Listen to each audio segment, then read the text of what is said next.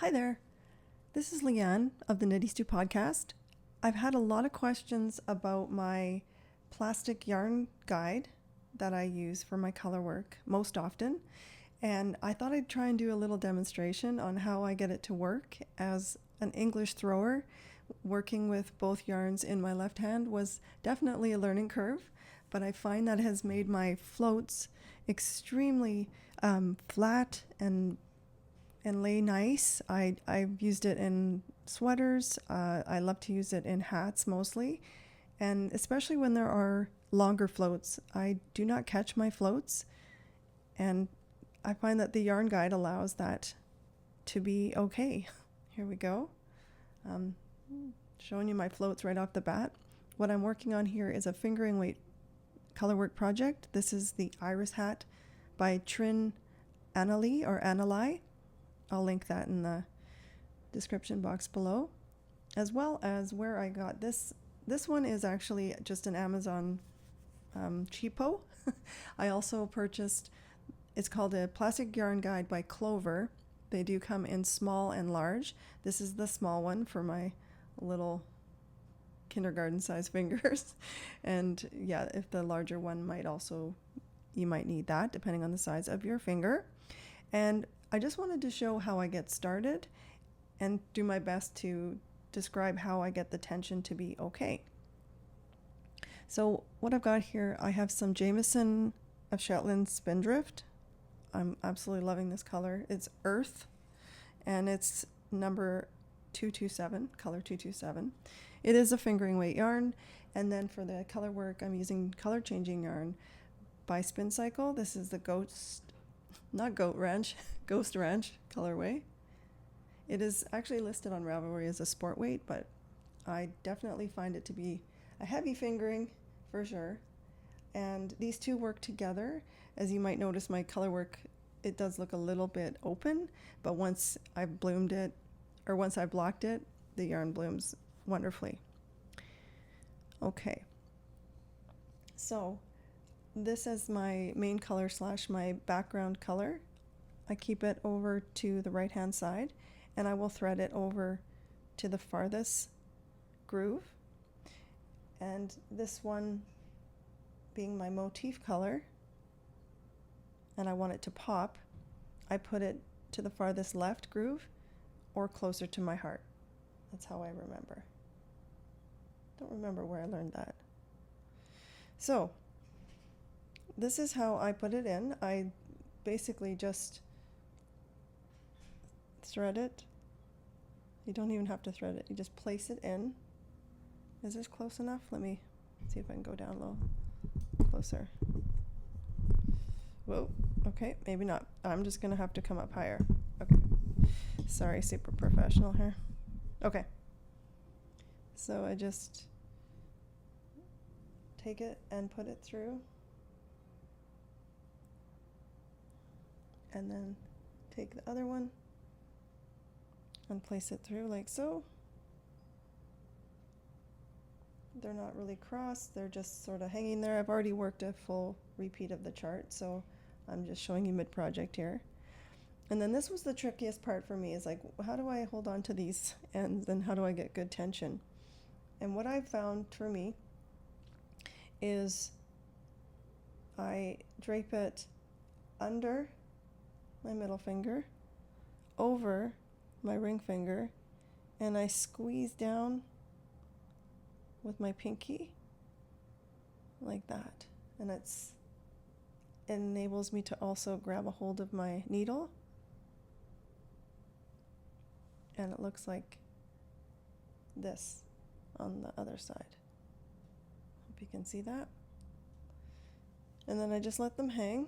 They are wanting to grip on each other. The Spindrift has good tooth in it. And then I just hold the needle like that as I elevate my yarn guide about, what is that, over to the left about a few centimeters, an inch or so. Okay, so I'm going to start a new section of the chart. I can't show you the chart, it is a paid pattern. I will link it below if I didn't already say that.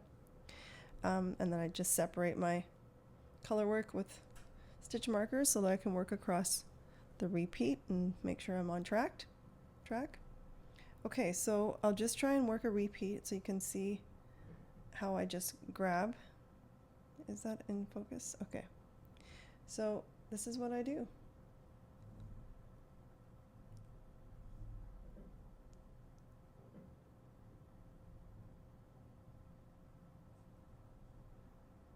So I'm just working it according to chart. And every couple of stitches, you'll notice that I use my right hand to just like stretch out those floats so that they don't get too tight or too loose. I mean, it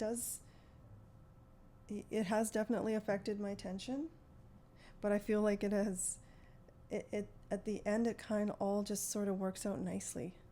I do realize it looks open, and as I'm working it, I was concerned about that, but then, yeah, once you wet block it and allow that yarn to bloom. I did use this yarn guide on a sock cuff and I didn't like it. It was too tight. And so I went back to my regular old two-handed Colourwork. I hold one in my left hand, one in my right hand, and just do it that way. But for these larger motifs where they have, you know, say 9 stitches between or even up to 11 and 13, I do not catch my floats, and I just love the way it drapes across the back. So I'm just going to try and pay attention to my chart here, and I'll do a few more showing you how I guess as I'm watching this, I do pinch mostly and hold on to the work with onto the needle. My Chiaogu tips on my pardon me, my interchangeable are 5-inch. This is a 16-inch circular Chiaogu, and I think the tips are only 4, so, but I'm still able to hold on and just get a good grip. Okay, back to work here.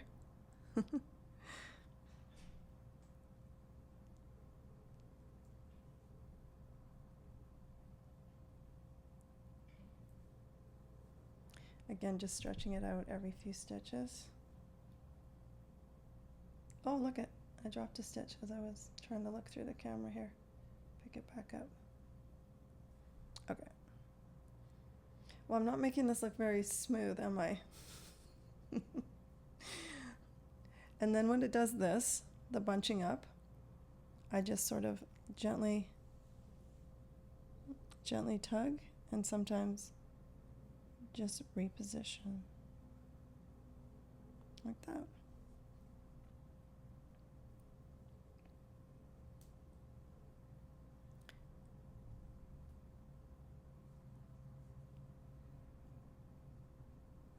I can actually eventually get going at a pretty good clip.